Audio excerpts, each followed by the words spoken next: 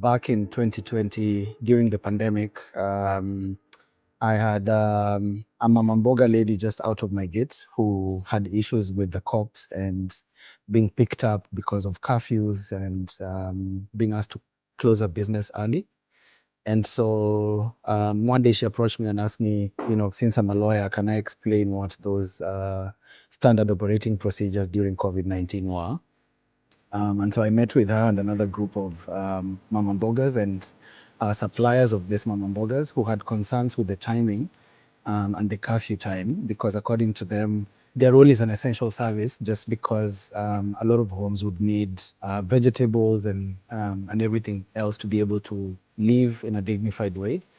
And so out of that, it unlocked an idea in my head to start something that would then address that in terms of filling in the gap for those who don't know their rights and just explaining what rights are, simplifying them as much as possible. And on top of that, explaining to people what they can do when these rights have been infringed on. And so that's how Haki Zako came about. My name is Robbie Chacha Musenda. I'm a human rights lawyer and public policy practitioner and the founder of Haki Zako. Haki Zako is a Kenyan-based organization that aims to educate communities on human rights and everyday justice using informal and innovative approaches. The reason Haki Zako started was because of the gap in people being aware of their rights and therefore not being able to know how to demand or where to demand for these rights from.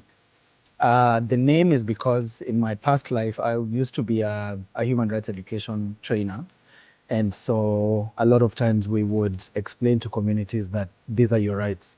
So hizi ni haki zako. And so out of that, it's kind of aimed to explain to people what their rights are and how they can be able to demand for them and live in a dignified way.